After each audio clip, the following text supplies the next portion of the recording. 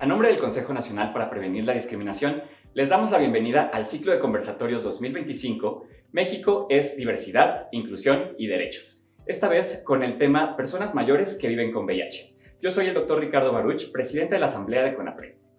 Las personas mayores son uno de los grupos que sufren más discriminación, pero si además tienen alguna condición de salud, como es el caso del VIH, este tipo de intersecciones agravan aquellos casos de estigma y también de exclusión en nuestra sociedad. A pesar de que, de acuerdo con la Encuesta Nacional de Discriminación del 2022, más del 95% de las personas conocen el VIH o saben sus formas de transmisión, sigue habiendo muchas actitudes discriminatorias hacia las personas que viven con este virus. Por eso, hoy vamos a discutir con un panel excelente de personas que colaboran en organizaciones de la sociedad civil, como son David, Gina y Amado. Escuchemos sus semblanzas. Amado Jonathan Hernández Hernández es licenciado en Ciencias de la Comunicación y Cultura por la Universidad Autónoma de la Ciudad de México. Cuenta con la especialización en Derechos Humanos de las poblaciones LGBTIQ+, por parte del Consejo Latinoamericano de Ciencias Sociales y en Opinión Pública y Democracia por el Colegio de México. Es defensor de los derechos humanos. Con más de una década de experiencia en capacitación, ha trabajado con distintas instituciones públicas y organizaciones de la sociedad civil. Actualmente se desempeña como secretario técnico de la Comisión de Diversidad en la 66ª legislatura de la Cámara de Diputados y es director y cofundador del Centro de Investigación, Diversidad e Incidencia AC, organización enfocada en el fortalecimiento del Estado de Derecho con base en la generación de datos para garantizar la accesibilidad a los derechos humanos para las personas que históricamente han sido vulneradas. Rubén David Alvarado Jiménez es egresado de la licenciatura en Psicología por la Facultad de Psicología de la Universidad Nacional Autónoma de México, de la Información en Terapia de Pareja por el ITESCO y en Terapia Sistémica del Instituto Alin de AC. Desde enero del 2011 es presidente del Consejo Directivo de la Fundación Mexicana para la Lucha contra el SIDA AC. Además de realizar las labores directivas, encabeza actividades de consejería, seguimiento de casos y conferencias. Ha participado en el diagnóstico de derechos humanos y diversidad sexual de la Comisión de Derechos Humanos de la Ciudad de México, así como las organizadas en la Comisión Nacional de Derechos Humanos. Desde el 2015 coordina el diplomado Abordaje Transdisciplinario en VIH. Georgina Gutiérrez Alvarado es sexóloga feminista, radialista, activista y educadora para la paz. Con más de 30 años de trayectoria en la defensa de los derechos humanos, la equidad de género y el derecho al placer. Es licenciada en Psicopedagogía por la Universidad Mexicana de Estudios y Posgrados. Cuenta con una maestría en Sexualidad y Equidad de Género. Actualmente cursa el doctorado en Sexología Humanista. Preside el Movimiento Mexicano de Ciudadanía Positiva AC, donde ha representado a la sociedad civil en espacios como la ONU y el CONACYDA. Su labor se ha centrado en el acompañamiento a mujeres, personas con VIH, poblaciones clave, adultas mayores y pueblos originarios, siempre desde una mirada interseccional, comunitaria y de derechos humanos. Bienvenidos, bienvenidas. Es un gusto tenerles aquí para este conversatorio. Gracias. Y pues si les parece bien, comencemos. Y en primer lugar me gustaría empezar contigo, David. Si nos pudieras platicar por qué es importante que el acceso a los servicios de salud se dé sin discriminación y en particular por qué deberíamos estar hablando de personas mayores que viven con VIH. Ok, veamos. Todos deberíamos de saber que el acceso a la salud está enmarcado en nuestra Constitución. Entonces, derivado de eso, todos los mexicanos, todas las personas en tránsito incluso, tendríamos que gozar de este derecho. Sin embargo, creo que es bien sabido, en la historia del VIH-Sida, sobre todo aquí en México, todo este sesgo que se dio a partir de saber que era una infección sexualmente transmisible que estaba afectando a ciertos sectores de la población, principalmente hombres que tienen sexo con hombres, personas que hacen trabajo sexual, personas que usan drogas inyectadas. Creo que eso movió mucho la percepción de sectorizar quienes vivían con VIH, quienes estaban siendo diagnosticados, como un sector de la población mucho más vulnerable del resto, sabiendo que todos en un momento dado podemos adquirir este virus. Entonces, derivado de esta percepción, de este sesgo, creo que muchas personas, por un lado, no siempre tienen oportunidad de animarse a practicarse una prueba de detección siempre que tengan este conocimiento de dónde hacerse esta prueba, bajo qué condiciones, un trato digno también al momento de hacerse esta prueba, evidentemente un seguimiento acorde a su realidad, en un trato digno también.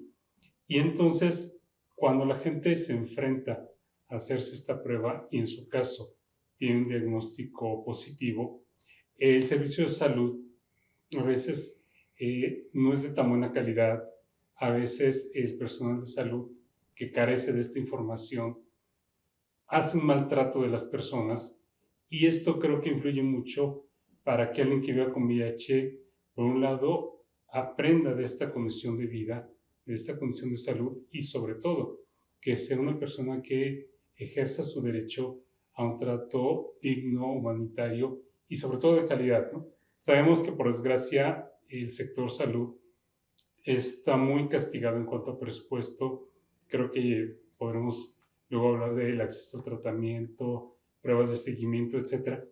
Pero yo haría mucho énfasis en que mientras no tengamos una percepción mucho más amplia sobre el fenómeno VIH-Sida y se siga viendo como, por un lado, un castigo, por un lado, como una acción que se hizo mal, y entonces viene esta consecuencia negativa para la persona, para la familia y para la sociedad. Creo que mientras no haya ese cambio, quienes viven con VIH, y sobre todo pensando en personas que ya tengan varios años de este diagnóstico, habría que ver en qué condiciones están viviendo, tanto en el sector salud, su tratamiento, su seguimiento, el acceso a los medicamentos, como en un momento dado pisar estas esferas del acompañamiento familiar, el acceso a la psicoterapia, a complementos nutrimentales, estilos de vida más saludable, qué sé yo, ¿no? Entonces creo que aquí es importante recalcar que mientras no haya este combate al estigma y que nos lleva a discriminar a personas que viven con VIH, no vamos a poder avanzar en el tema. Gracias. Sí, creo que como bien lo mencionas, muchas veces tenemos el acceso al servicio de salud, pero no necesariamente contrato digno con calidad, ¿no? Sí. Gina, me gustaría que retomaras un poco esta pregunta y si también pudieras responder cuáles son o cómo se manifiesta específicamente ese estigma y discriminación hacia personas mayores y particularmente que viven con VIH.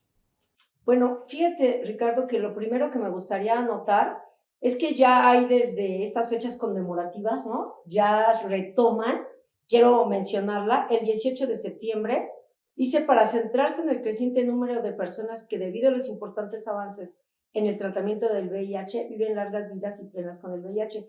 Este se llama Día Nacional de Concientización sobre el VIH y el envejecimiento, lo cual pues, hay que aplaudir, ¿no? Que ya hay personas que se están interesando en esta, y hay otra, se llama Día de los Sobrevivientes del VIH a largo plazo, y eso se conmemora anualmente el día 5 de junio, y aquí es para reconocer la resiliencia de los sobrevivientes a largo plazo y la necesidad de seguir abordando los desafíos.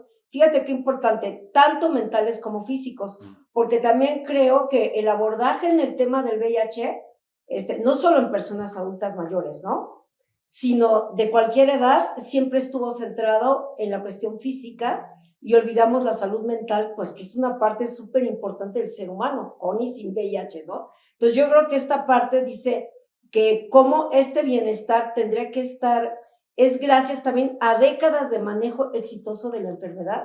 Y yo sí también quisiera como remarcar, Ricardo, tú lo sabes, ¿no?, cuando toda esta mesa, que lo hemos hecho mucho también desde la sociedad civil, desde el activismo. Y yo creo que eso hay que reconocer lo que hemos avanzado en esta parte. Creo que parte de los estereotipos y estigmas que siguen habiendo, ya en particular contra las personas adultas mayores y VIH, la primera es, ya están viejas y viejos y ya no cogen. Ya no tienen derecho a ejercer su sexualidad. Nuestra piel está muerta.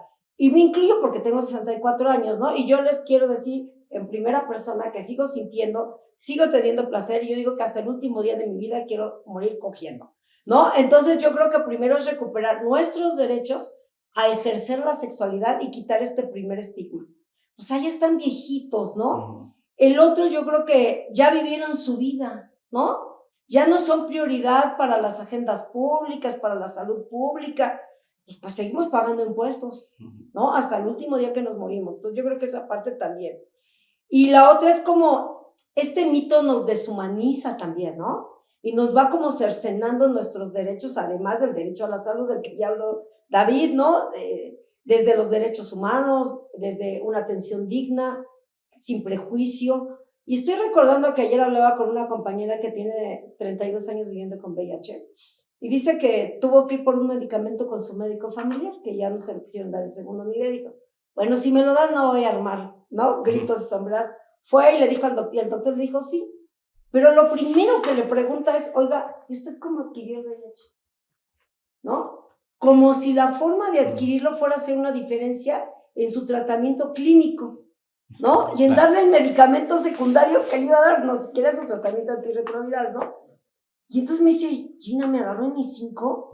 Dice, pero voy a estar muy lista para que la próxima vez sí le cuestione yo, ¿y a usted para qué le sirve esa respuesta, doctor? ¿Para qué quiere esa información? ¿No? Claro. Dice, y sí me di cuenta como yo misma, dice, hasta mi cuerpo se hizo como se me enconché, se como reculé, como que hubiera dado dos pasos para atrás, ¿no? Y pues fue mi esposo, ¿no? Entonces, ¿cómo viene de nuevo como esta parte de la vergüenza, de la culpa, del estigma, de la discriminación? Y otra más, las personas mayores no pueden vivir con VIH. Ya mejor, la verdad, que se vayan despidiendo, no que hagan su testamento. Oye, yo antes pensaba que a los 60 años ya iba a estar viejita. Hoy tengo 64 y no estoy viejita. Y además vivimos en promedio 80 años. Y eso, las personas con VIH, con buen tratamiento, con adherencia, con carga viral indetectable, con toda una serie de acciones de salud a favor de estas personas, pueden vivir los mismos años que una persona sin VIH. Entonces yo creo que esa parte hay que remarcarla. Y la otra, si vive con VIH seguramente se lo buscó. Ese es un estigma en cualquier edad, ¿no? Digo que yo no me imagino que ande corriendo desnuda por la calle gritando, ¿quién me puede por favor transmitir el VPH? Hay una ITS por ahí que le sobre. Nadie se busca, no es deliberado, ¿no? Ni modo, son prácticas de riesgo que hacemos en la vida, no somos personas perfectas. Y yo creo que hay que ir erradicando todos estos estigmas, todas estas discriminaciones, mucho más asociados a las personas adultas mayores.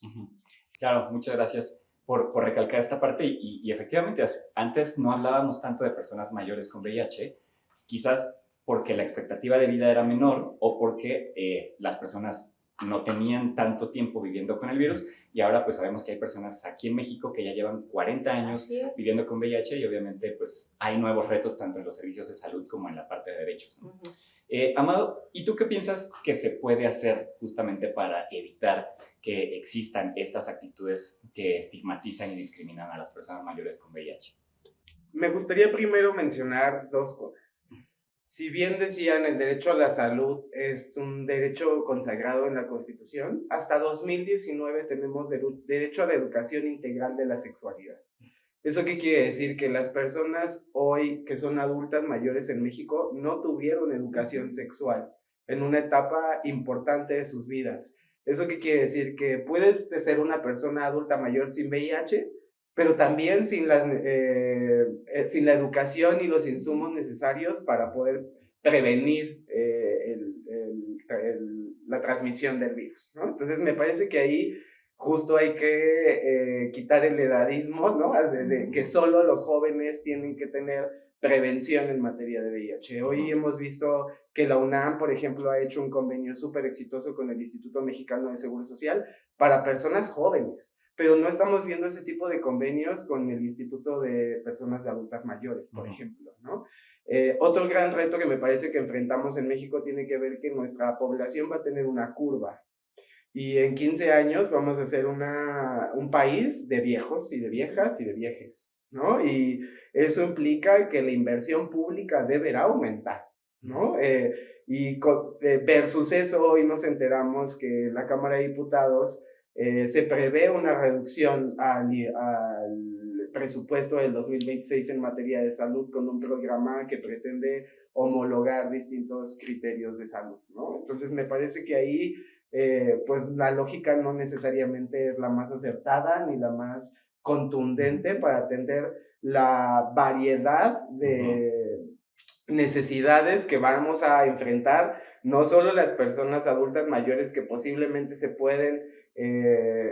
están sujetas a ser posiblemente transmitidas por VIH, sino todas aquellas, como bien dice Lina, ya tenemos una cantidad de tiempo viviendo con esquemas de medicamento que no eran tan amables como lo que son hoy. Yo empecé tomando 8 medicamentos, ¿no? 8 pastillas. Al día de hoy tomo 2, ni siquiera estoy en un esquema súper innovador, ¿no? Sigo con un esquema medianamente bueno, ¿no? Son 4 terapias cuando hoy existen 2. Entonces me parece que hay que hacer todas esas adecuaciones y ir haciendo protocolos y estudios específicos desde COFEPRIS para entender cuáles son las comorbilidades que vamos a tener las personas, porque no van a ser las mismas en todos los casos, ¿no? Se puede prever a lo mejor que algunas personas tengamos afecciones en los riñones, ¿no? En el páncreas, pero no será así la generalidad. Entonces, si desde el día de hoy el gobierno de México está pensando en homologar criterios de salud, eso va a ser un gran prejuicio para las personas que vivimos con VIH y que nos estamos acercando, ya sea por el rango etario o por el desgaste físico que tiene el cuerpo, ¿no?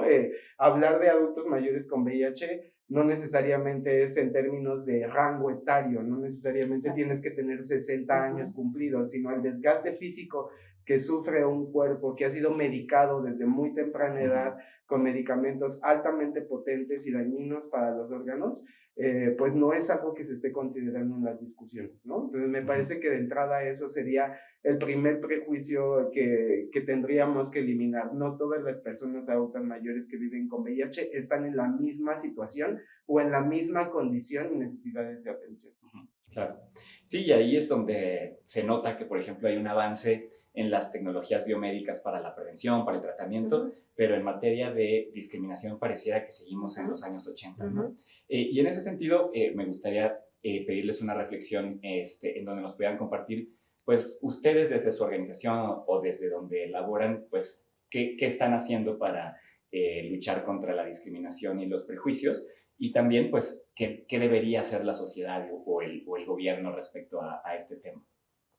Mira, yo quisiera rescatar este comentario que acertadamente hizo Gina sobre el papel de la sociedad civil, porque si bien en un momento, me estoy remontando años atrás, donde venía la exigencia de los medicamentos antirretrovirales en la canasta básica, creo que en ese momento se respondía a la emergencia que estaba en ese momento prevaleciendo, pero no se alcanzó a ver más allá qué iba a pasar cuando las personas tuvieran el acceso al medicamento, cómo iban a garantizar el acceso también a la calidad de vida ya viviendo con VIH. Entonces, creo que si en un momento dado sumamos toda esta experiencia que tenemos, sociedad civil puede en un momento dado acercarse, por un lado, a quienes viven con VIH, retomar esta experiencia, cómo vivieron estos primeros años, qué lecciones aprendidas tenemos y qué podemos aplicar hoy en día. Porque, vamos, si un chico hoy ve la posibilidad de tomar la profilaxis como la mejor o la única opción, creo que se puede perder de un universo que pudiera ensayar.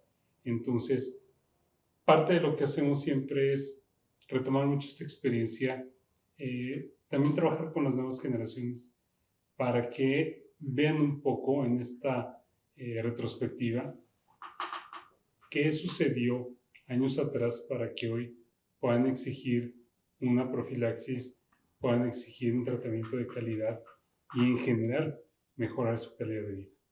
Gracias. Gina, la misma reflexión. Pues mira, yo estaba leyendo que lo que los organismos mundiales aconsejan para invertir en salud es el 9% del PIB, ¿no? Y aquí en México es el 6%.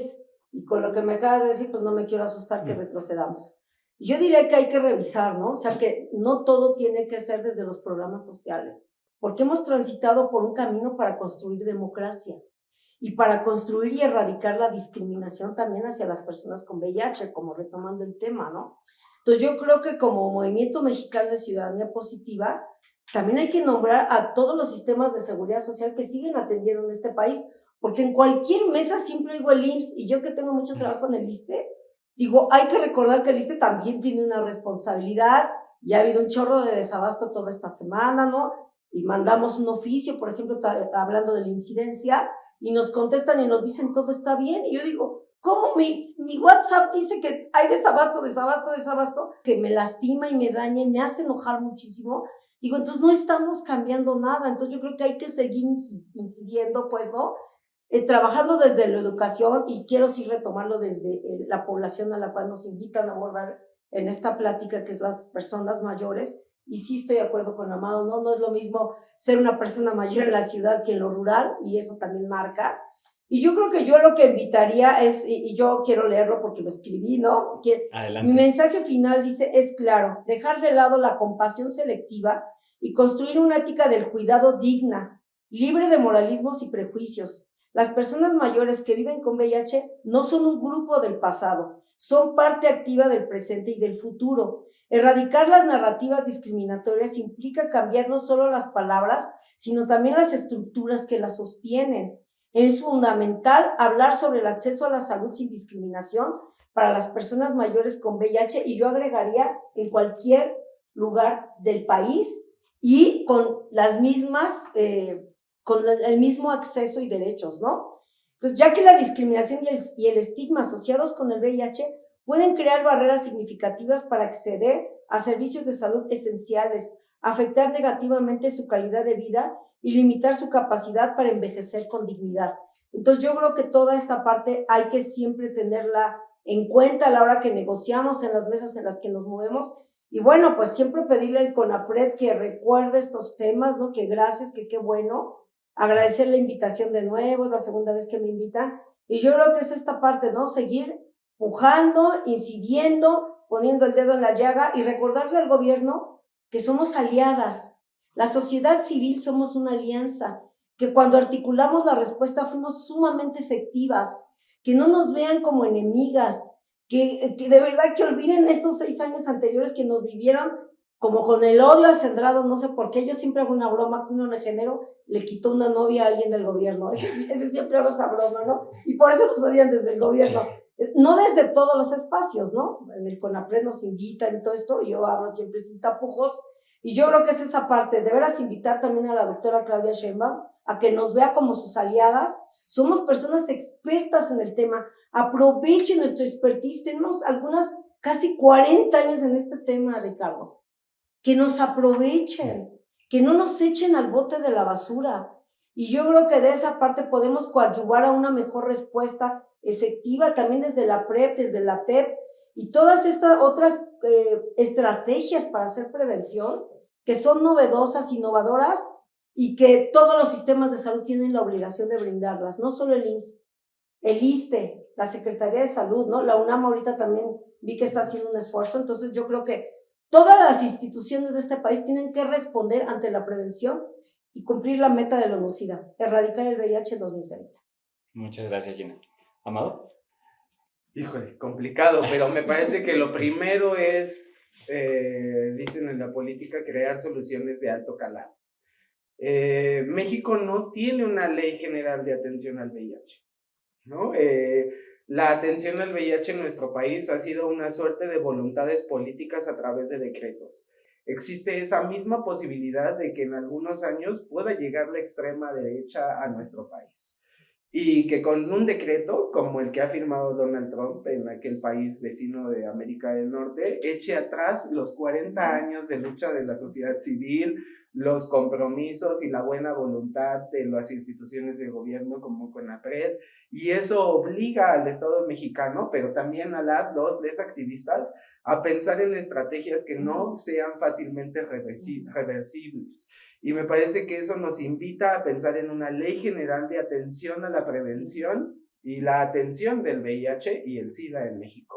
Una ley que incluya así la prevención, el diagnóstico oportuno. Hoy en México tardas en tener un tratamiento muchísimo tiempo cuando la directriz médica dice que lo deberías de tener incluso el mismo día, ¿no?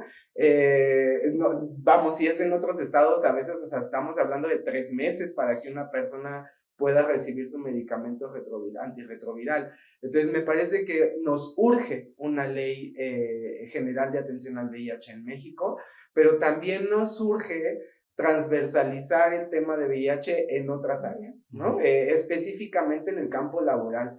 Hoy, a diferencia de otros años, hemos recibido un montón de denuncias por despidos laborales hacia personas que viven con VIH y hacia personas que no viven con VIH, pero que están directamente vinculadas a la persona que vive con el virus. Recientemente atendimos un caso en una empresa en donde fueron despedidas 3 personas.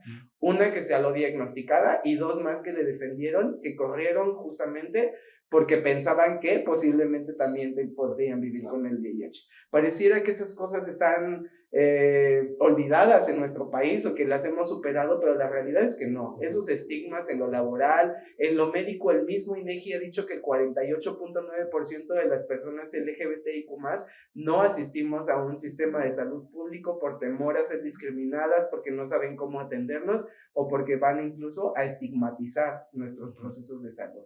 Mientras no se corrijan esas prácticas en los distintos espacios, difícilmente vamos a poder alcanzar la meta rumbo al 2030. Y me parece que estamos en un momento específico. La presidenta, en sus compromisos de campaña, en un documento específico que se llama 100 Pasos para la Transformación, se comprometió a crear un programa de salud especial para las personas LGBTI+.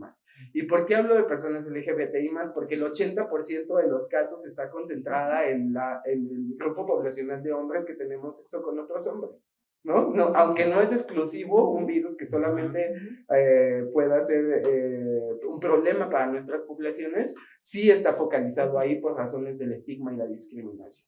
Y entonces creo que esta es una invitación a la presidenta a que cumpla con el compromiso de campaña que hizo en sus 100 Pasos para la Transformación, pero también que eso se traduzca en esto que ha llamado ella como una ventana de oportunidad para que México se posicione como un gran desarrollador de fármacos, ¿no? Tenemos una gran oportunidad hoy en México de liberar patentes, de poder producir fármacos y convertirnos en un país líder en la región de América Latina y el Caribe para una respuesta, sobre todo rumbo al 2030, en donde se ha dicho en distintos foros internacionales que los financiamientos al VIH, en particular a la Organización Mundial de la Salud, van a desaparecer y que cada país tendrá que asumir los costos de su atención médica, ¿no? Entonces, eso que se traduce en más o menos $2,600 anuales por paciente, ¿no? Puede reducirse en una cantidad bastante considerable si México empieza a hacer inversión en la producción de fármacos, pero ojo, también inversión en la investigación médica para encontrar una cura, ¿no? Las farmacéuticas, y entendemos por qué, ¿no? Claramente buscan un negocio, ¿no? Han buscado insistentemente la prevención, ¿no? Para, desde mi perspectiva, biomedicalizar a los cuerpos que no viven con el virus.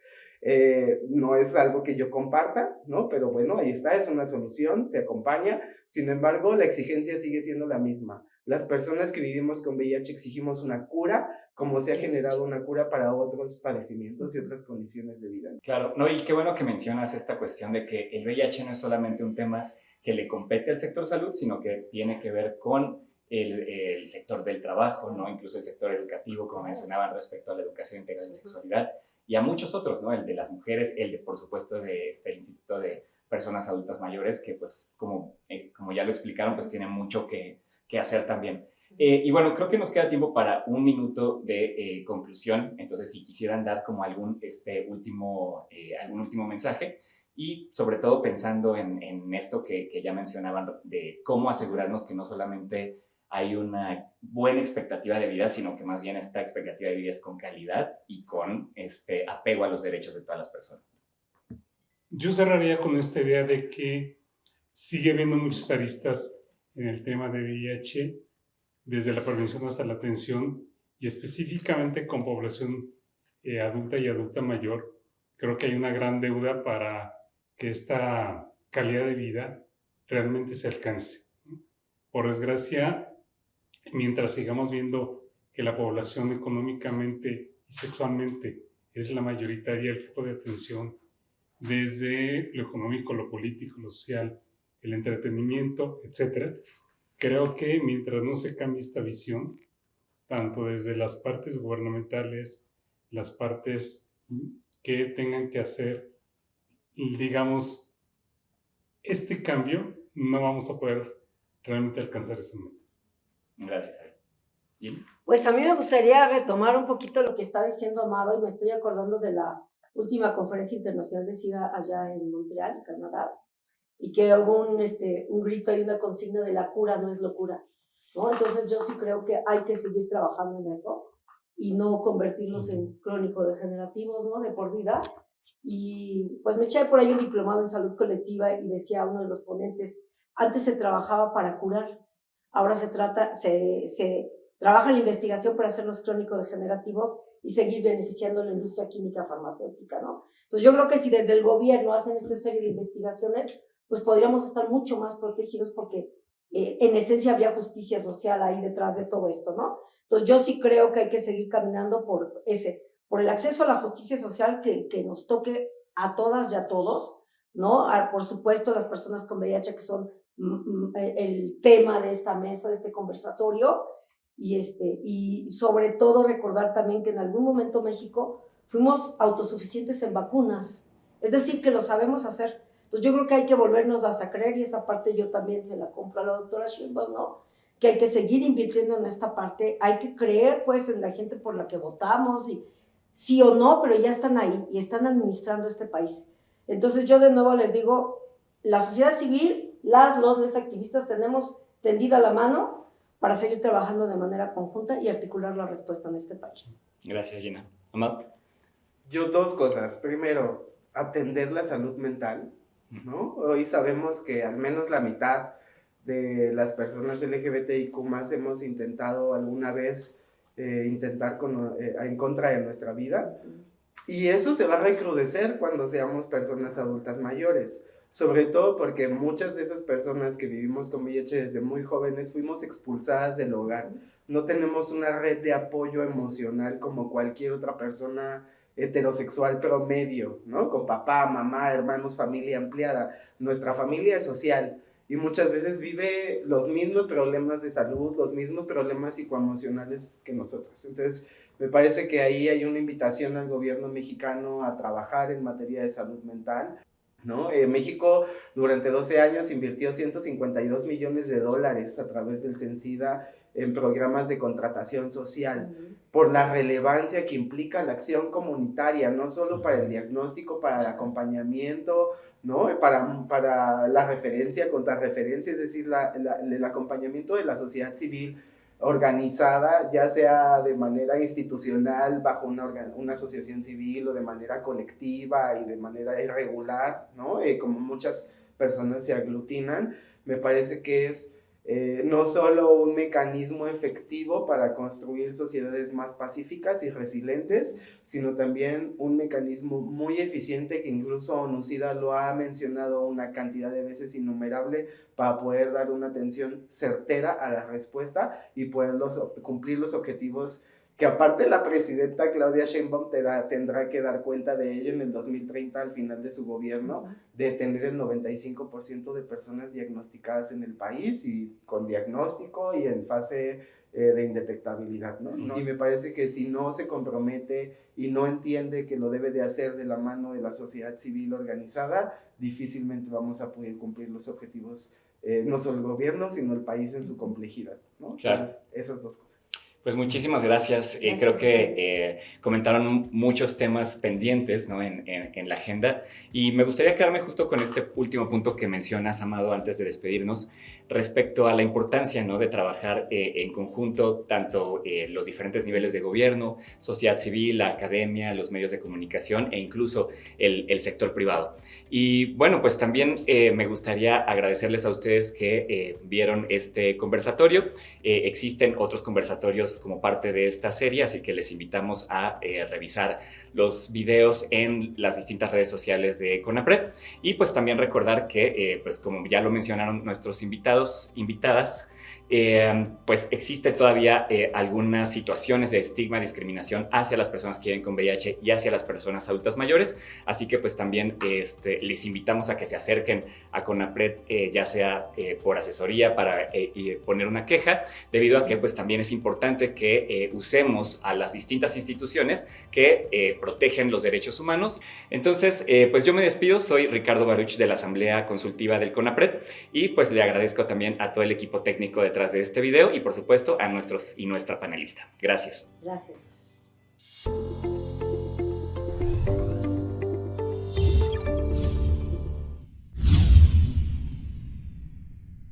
Gobierno de México.